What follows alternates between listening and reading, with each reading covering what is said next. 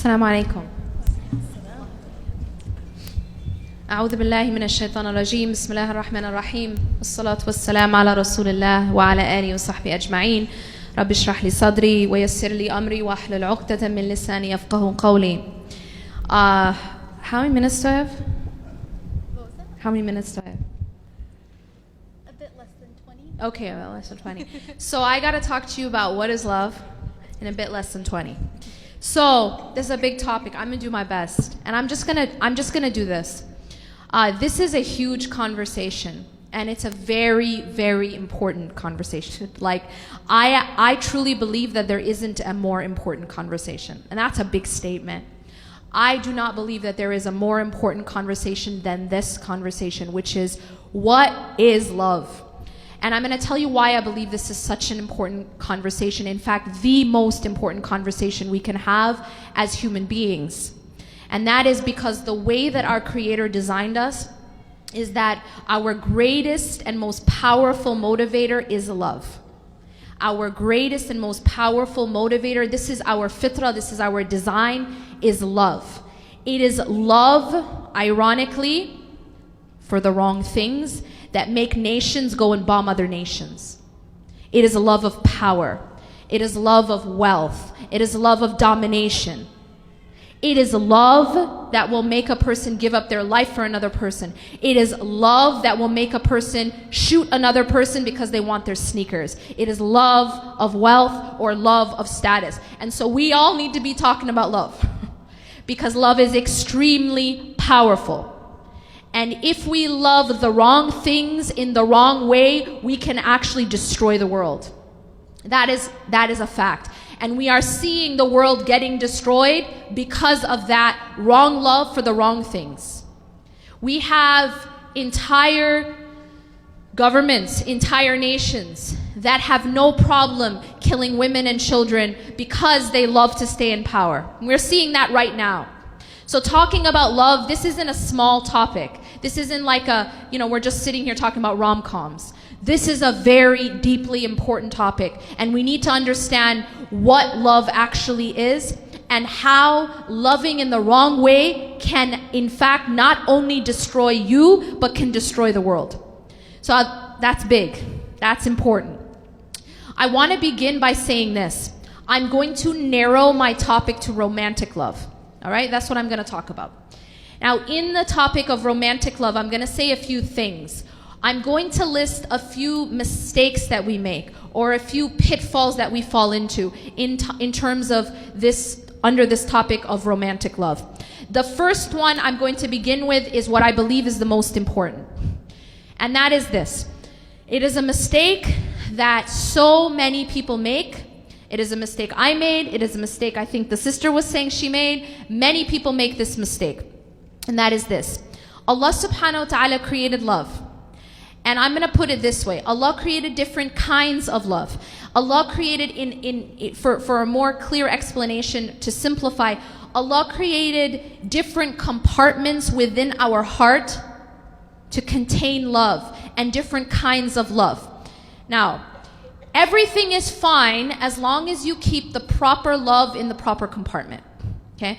And I said earlier that I'm going to talk a little bit about my book. My book is basically centered around this concept. Is that there are different compartments within the heart, and each compartment is created for a specific kind of love. And as long as you keep everything in its proper compartment, you'll be okay. But the moment that you put things in the wrong compartment within your heart, that is when the real damage happens. And you guys are probably wondering what I'm talking about. I'm going to give you an analogy before I explain what I'm talking about. Have y'all ever gone to a gas station before? Okay, excellent.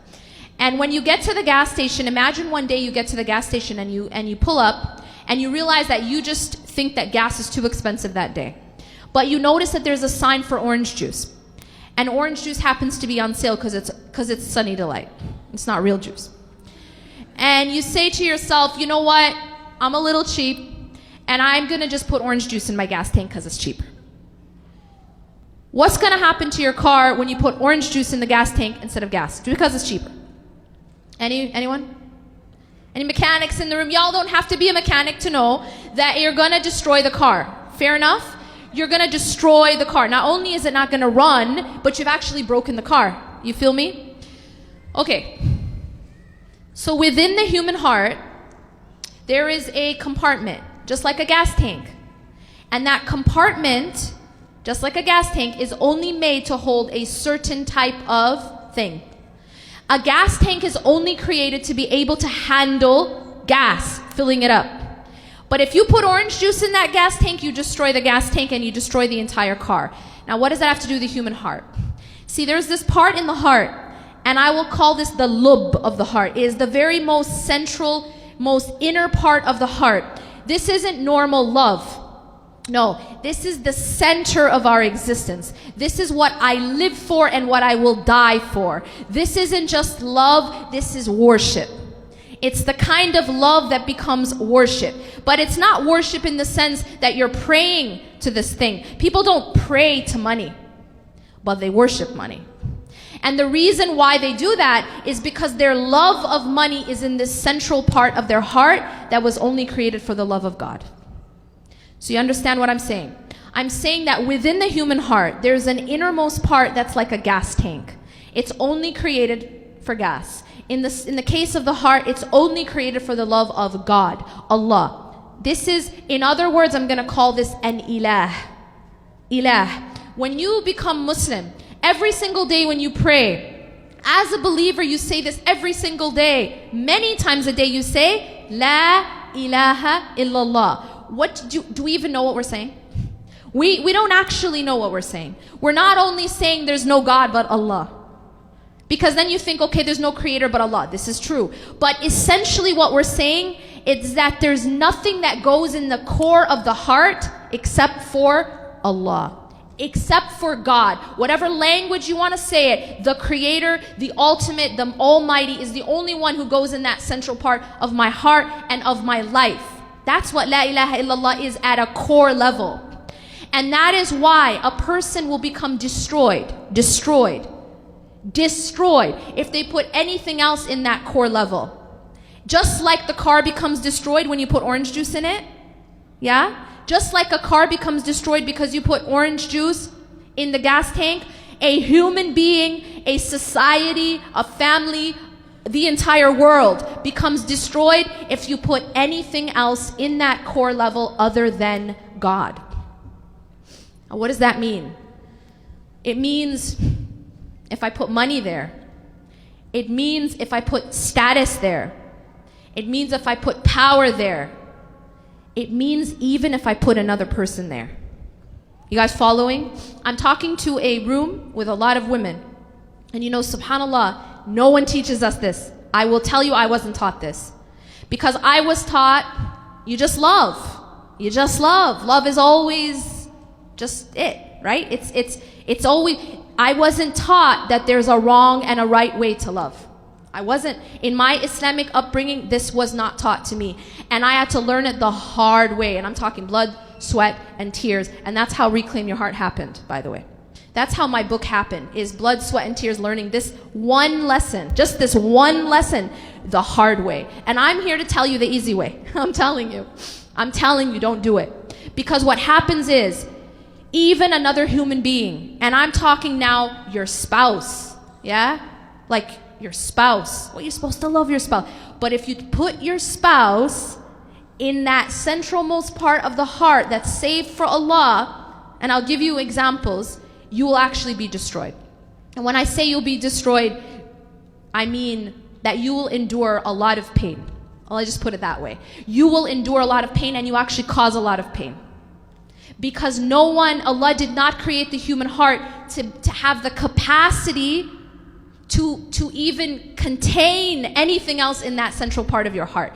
It's like taking something other than Allah and making it an ilah. Believe me, an ilah is not just a stone idol. An ilah is not just a stone idol that you pray to. An ilah is essentially at its root, if you study the term, if you study the root of the word ilah, you see that it is anything that you put at the center of your existence. It becomes that which dictates every single thing you do or don't do. It dictates why you live, why you die. It dictates how you act and how you don't act. An ilah is a master. An ilah is a master.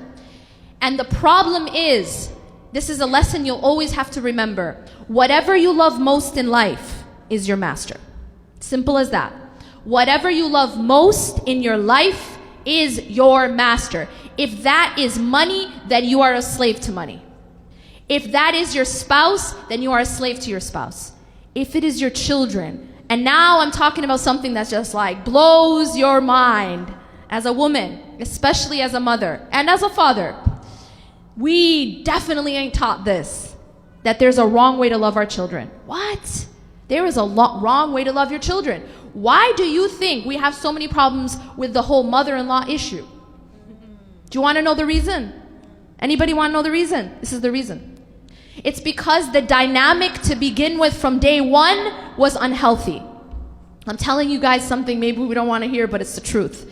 The dynamic was unhealthy from day one because that boy, that son of yours was never supposed to be in that part.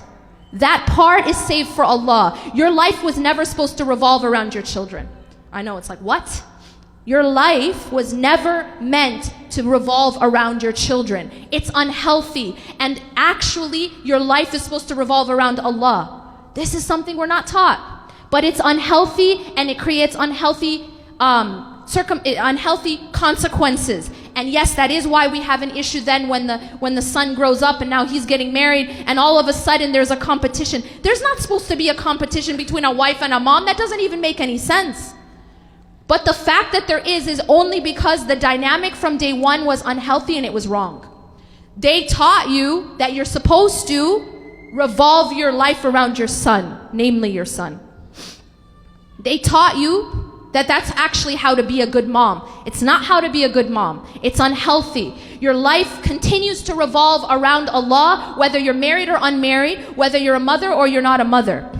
And only when your central point in your life is Allah, your greatest and deepest devotion and love is for Allah, only then, and mark my words, only then will you have healthy relationships with the creation. Only then can you have a healthy relationship in a marriage and with your children and with your friends and with your colleagues. Only if you're putting everything in the right compartment. I'm not up here to tell you that you're not supposed to love your children. For God's sakes, we love our children to death. I'm not here to tell you you're not supposed to love your spouse. I'm not even telling you not to love money. Love these things. Allah subhanahu wa ta'ala and His Messenger made it halal. But what does Allah warn us from? Allah warns us in the Quran, قُلْ إِن كَانَ آبَاؤُكُمْ أَوْ أَبْنَاؤُكُمْ. Allah in this ayah gives us a list of all halal things. All halal things. Say, if your fathers, meaning your parents, your sons, your children. And Allah lists 8, I think, halal things to love. And He says your parents, your children, your spouse, your siblings, your wealth, your business where you fear decline. Is any of this halal? Is any of this haram? Does the ayah say your boyfriend or your gambling or your drinking habits? No, all halal. But Allah warns us, if any one of these things ahabba ilaykum min Allahi wa rasulah is more beloved to you than Allah and His Messenger, that's when you face a problem. Because even the halal, if it's loved in the wrong way, will cause much damage, and this damage will be to yourself and others. So the first thing I want to say is this: we have to put things in their proper place. When we say La ilaha illallah, when we say there's no ilah except for Allah, what we are saying is that nothing else goes in the core of our hearts and in the core of our lives. Nothing else do we revolve our existence around except for our Creator. And that can't be our money, it can't be our business, it can't be even our children or our spouse. It can't be status, it can't be power, it can't be our career. It can't be these things. And I'm going to tell you guys another secret. Remember how I told you about orange juice in the gas tank, right? How do you know? How do you know that you're loving something in the wrong way? I'm going to give you a very easy way to know. It's going to hurt like heck. It's not going to feel good. It's not going to feel right because the car knows that you just put orange juice inside of the gas tank. The car feels it. It doesn't run right. It actually ain't gonna run. It's not gonna run at all. So the way that you and I will know that we have things in the wrong compartment is that we become tormented by that which we put at the center where only Allah should be. Is that making sense? If that is your business, you will not sleep because of always your worry about your business. If it's your career, you won't be sleeping. You'll need to start taking pills to just calm yourself down. Because you put, and that's a sign, it's because you put it in the wrong compartment. If it's your children, same thing's gonna happen. They are going to torture you. And I'm not talking the normal torture, yeah? I'm talking a different kind of level of torture, of torment. If it's your spouse, even your spouse, you'll know because you'll feel it. You'll feel that pain. And that's Allah subhanahu wa ta'ala showing us we need to move things around. We need to put Allah back at the center. You know, when I mentioned this whole thing about us mothers, when we raise our children, and if we have that dynamic incorrectly, what happens when they get older is, it's kind of like, well, I did tawaf around this boy my entire life, and now you think you're going to come and take him away? Right? Fair enough. You weren't supposed to be doing tawaf around him ever. Like that, this concept that your life begins and ends at your son was never healthy. No, that's not what it means to be a good mom. What it means to be a good mother is you have Allah at the center, and then you love your children, and then you love your spouse, and then you love everyone else, but Allah's at the center. You don't put Allah aside. You don't put Salah aside because you got soccer practice. You feel me? Oh, but I have to take my kid to XYZ, every kind of activity in the universe, but I'm missing my Salah. That means my priorities are off. Or I gotta cook this, so I'm missing Salah. That means that my priorities are off. And you're gonna find this. If someone that you love doesn't like your hijab, doesn't like it, doesn't look nice, someone you wanna marry, right? Or someone that you're already married to doesn't like your hijab, well, now it's a question, what's at the center, right? Because you're being actually told to choose. We have to make sure that we have the right thing at the center. If it is not Allah and His Messenger, we suffer, and then we make others suffer. So that's the main thing I want to emphasize. And I actually don't have time to get to the other points because I had less than 20 minutes to talk about love. But I will say this very quickly. I do go into more detail about all this in my book, but something else I want to say quickly, and I won't have much time to emphasize it. Some other pitfalls we fall into when it comes to romantic love.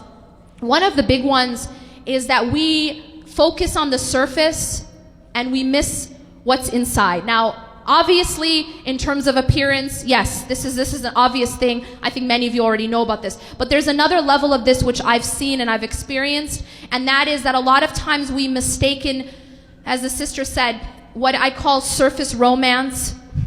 We mistaken surface romance for deep connection. And the two are very, very different. See, you might have a man or a woman who does these things for you, these things and these gestures that the sister was mentioning, the roses and the surprises and all of that. And you may believe that means that you have a connection. But there is a very, very big difference between surface romance and deep connection. Deep connection is about, and these are big terms, deep connection is about compatibility. Deep connection is about vulnerability. Deep connection cannot only just be in these gestures. So I advise you and all those who are looking, for example, for marriage, look deeper.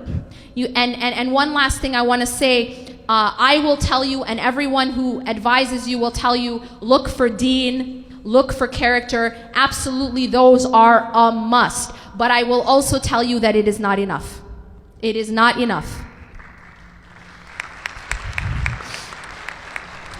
And I'm going to say this, and I know this from experience. What I speak about, I know from experience, that it is not enough. And there are many examples, namely even in our tradition, we know, for example, great people, Zayd and Zainab, they were both amazing character, they both amazing, had amazing morals and deen, but they were not compatible.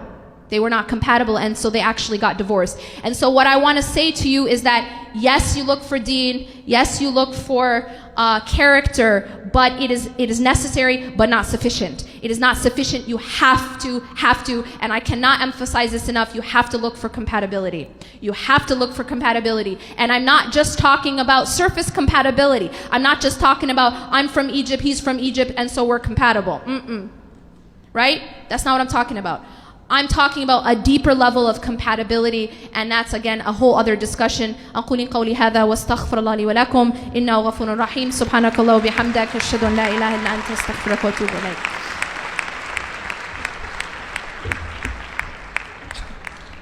Jazakallah khair. Very inspiring words, and a lot of questions that came from them. A lot of questions, thank you. But with that being said, please don't hold your hopes really high in me asking your questions, because there are a lot. Some of the questions were answered through the talk, so I might not go back to those. And some of the questions are going to be paraphrased to include multiple questions. So our first question is, how do you put Allah back at the center of your heart? Okay, great question. Next time we shouldn't only have 20 minutes, right?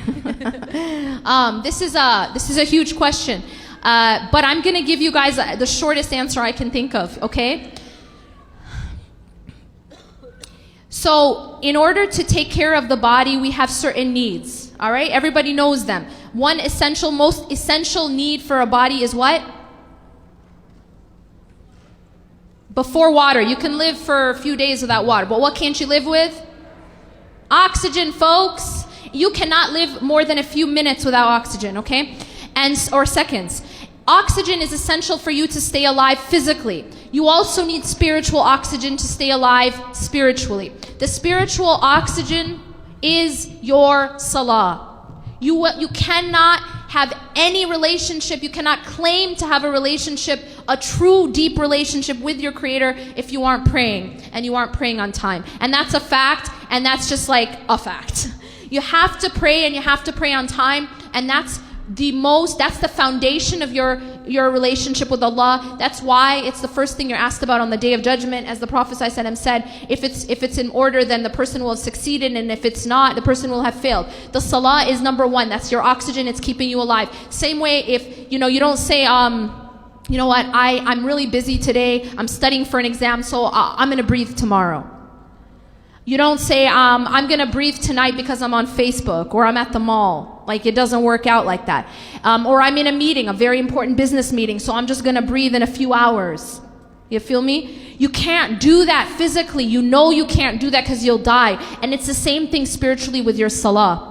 You will not survive unless you are taking the oxygen spiritually of the salah, and make sure it's on time. If I gave you a prescription as a doctor and said, ma'am, I'm very sorry, you're very ill and you need to take this medicine, or sir, you need to take this medicine, it's keeping you alive, but you have to take it 5 times a day at certain times. There's no one who's going to say, well, today I was busy, so I'll take all 5 doses before I sleep. Right? You're never going to do that, because otherwise you'll die. No one's going to say, I'm going to miss a few doses because I had something else to do. You feel me?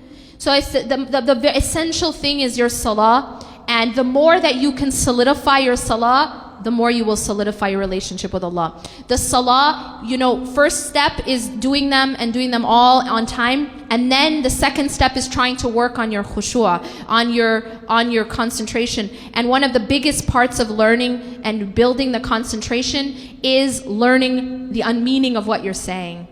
Even if you don't speak Arabic, you can learn the meaning of salah. If you were speaking to a king, or a king gave you a letter and it was in a language you didn't understand, you'd probably go through the effort of at least translating it, right? So we have the Quran. This is the word of not a king but Allah. And if we don't understand the language, we need to at least go through the effort of translating it. And the same thing when you're speaking. If you have a best friend and you're talking to them, but you're speaking in a language that you don't understand, like you're speaking Chinese, how close will your relationship be? When you're speaking to someone, you need to know what you're saying. So when you're speaking in salah to Allah subhanahu wa ta'ala, at least learn what you're saying for those parts of the salah, the minimum at least. And then I'm going to add something else. And that is that the relationship with the Quran. Make sure it's a daily relationship and that you're understanding, you're not just reading, but you're understanding. Again, the example of the letter from the king, and Allah is high above any analogy.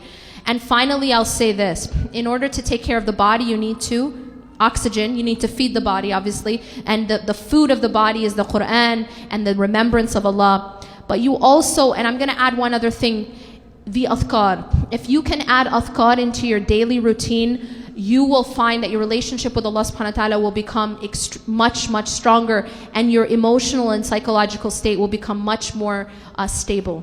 And it's also something I've learned experientially. Lastly, you have to protect and clean the body. No one says, I don't need to take a shower today because I did that last November or last October. That would be problematic and no one would want to be around you. And that's because you know that you have to consistently clean your body because dirt and sweat consistently build on the body, right? And in the same way, our hearts are constantly getting dirt on them from our sins. And that cleaning is istighfar, is the repentance that the Prophet ﷺ used to do 100 times a day, right? And then what about us? So we have to constantly be asking for forgiveness. Istighfar consistently is cleaning. That's your shower, all right? Internal shower. And protecting the body, we need to protect our ears, our eyes, and our tongues, because these are the openings to the heart. So that's kind of like in a nutshell, like an hour-long lecture, but that's kind of in a nutshell how to take care of your heart and your relationship with Allah subhanahu wa ta'ala. That actually took care of a lot of questions. Allahu Akbar. So perfect. My next question, or the audience's next question is, how do you deal with those feelings of love when you are unmarried, especially if there is a love interest involved? Got that one. No, got that one. I'm going to touch that. That's a very good question. How do you deal with matters of the heart when especially there's a love interest? MashaAllah, Sister Yasmin, she talked about all of we're talking about the end goal, love.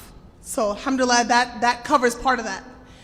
But the practical steps of, you have a love interest, you have to ask yourself, is there something I can actually do about it?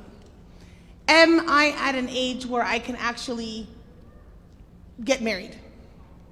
Is the person that I love or have a love interest in, is he or she at an age where they can get married? Is this something that's feasible? If it's somebody, it's not. If you're in a situation where it's not feasible because of age or because of whatever, then it's okay. Number one, I should say, it's okay that you think somebody is special, that you have a crush on them. That's normal, right? But that second question is extremely important. Is there anything I can do about it? Number one, if they're already engaged or married, like them and that's it, it's done with. Okay, mashallah, great. He's a great person, I'll move on.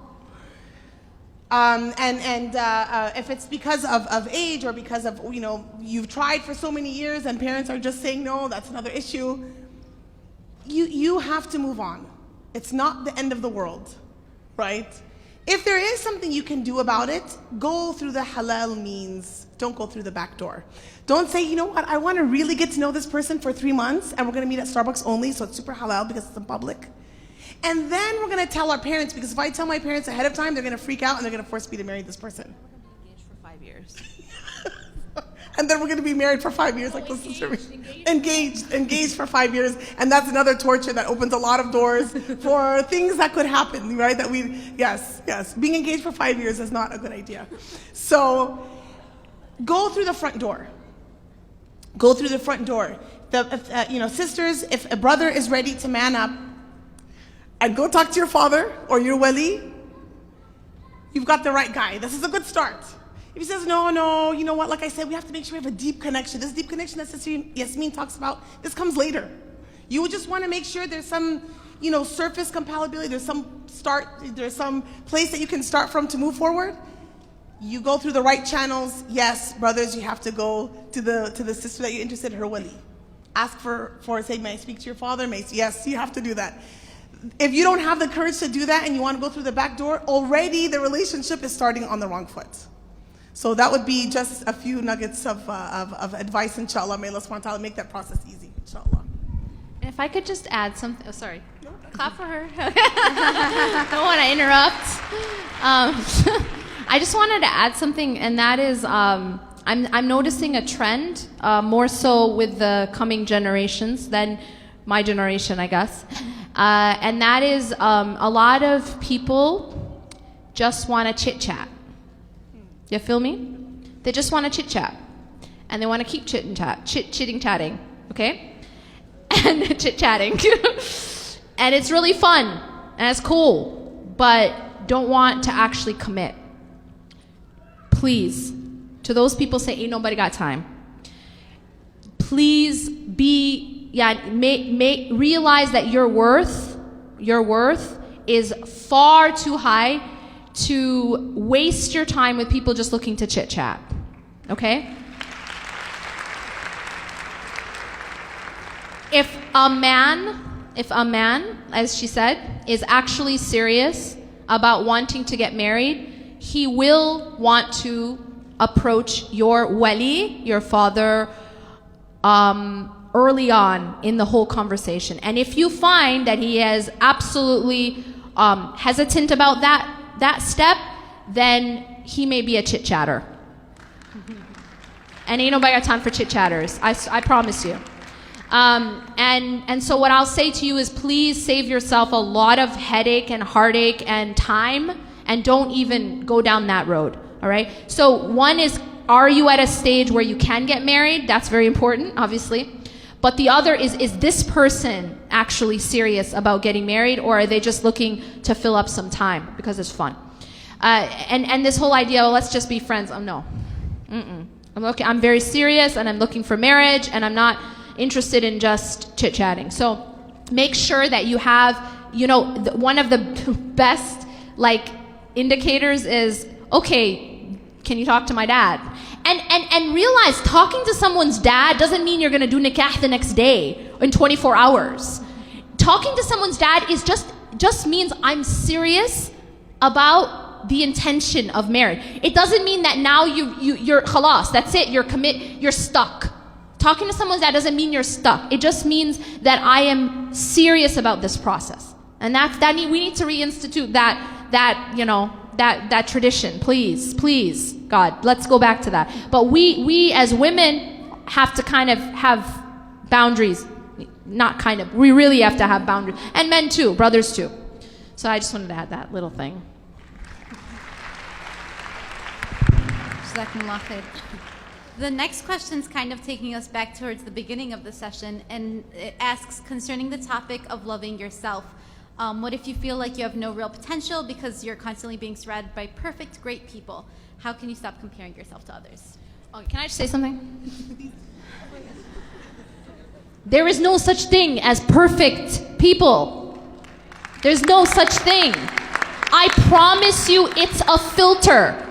It's a filter, okay? I'm telling you that this is one of the biggest problems of social media. I love social media. It's a great tool for so many great things, and I can go on and on about that. But one of the challenges of social media is that it gives the ability to sort of Photoshop your life, yeah?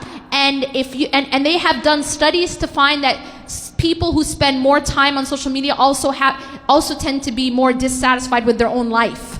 And that's because the nature of social media is that you can Photoshop it. You're taking a picture in the glamorous moments, right? And so it gives a very skewed image of a person's life. It even gives a skewed image of a person's face, right? Because it's not really what they look like. I mean, thank God for some of these filters, right? But the reality is, do not ever look at social media and then compare yourself to it's like comparing yourself to a model in a magazine that has been photoshopped. Literally they took an eraser. They took an eraser and they took off parts of her waist and then took off parts of her arm and they enlarged certain parts, you feel me? That's what they do with Photoshop. But that's the same thing with social media. So number one, no one's life is perfect. No one is perfect. You're not perfect, and neither is anyone else. We have to start to accept and love ourselves, accept and love the way Allah designed us. Allah did not design us as perfect because He already has angels, right? We're not even designed sinless. That's the design of Allah. It's not a mistake. You understand what I'm saying? Allah didn't do it by mistake. Allah has a design and a plan for us. And His design and His plan is that we will make mistakes, but the best of us are those who repent, are those who get back up when they fall. But to say that there are people out there, they just don't fall, they hover, you know? This is the problem. Like, we have this weird kind of idea, even about like our public figures and our shuyukh and our teachers, that they don't actually walk on the earth, they hover, you know? They're like part of a different kind of realm. That's not true. That's not true. They're just as human as everyone else. Even prophets were human. Allah subhanahu wa ta'ala sent prophets as human beings for a reason, so that it's the same as us. We can relate. So no, don't fall into that deception of thinking that anybody's perfect. That's perfect. That's perfect. Our final question for the night, inshallah. The question states that there have been marriages that have fallen due to two religious spouses. So how can we stop this other extreme form of relationships? Other extreme. So it's instead of someone who loves their spouse too much, it's like, because I love God too much, I can't give you that affection. Oh dear God. Oh, I'm sorry.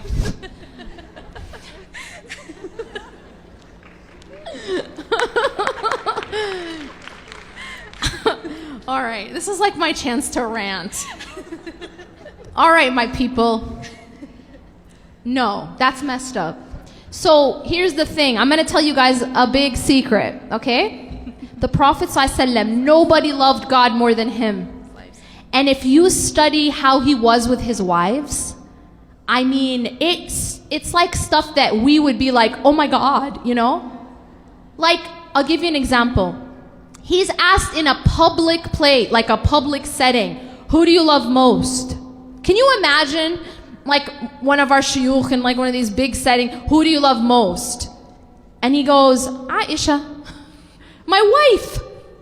You know what I mean? He's publicly, he's not just showing affection in private in this case, right? Affection verbally, obviously.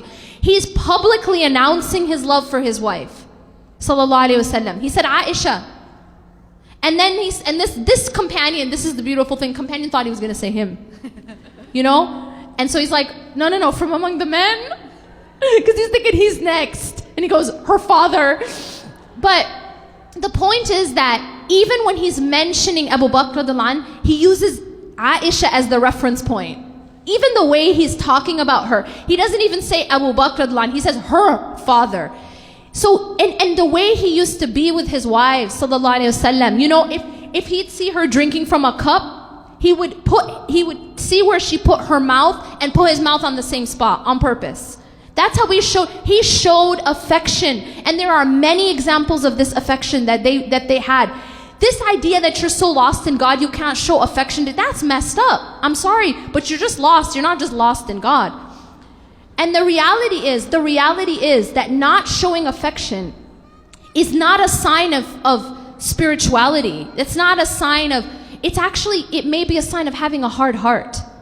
And that's, you know, the Prophet ﷺ once saw a man. Okay, there was a man who thought he was boasting. And he said, I have all these children and I've never hugged or kissed them.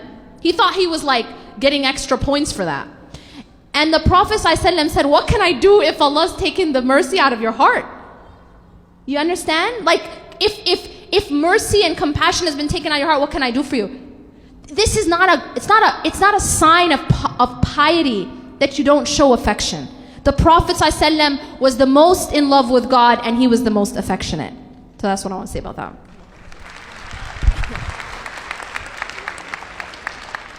Jazakumullah khair, Sister Lubna and Sister Yasmin.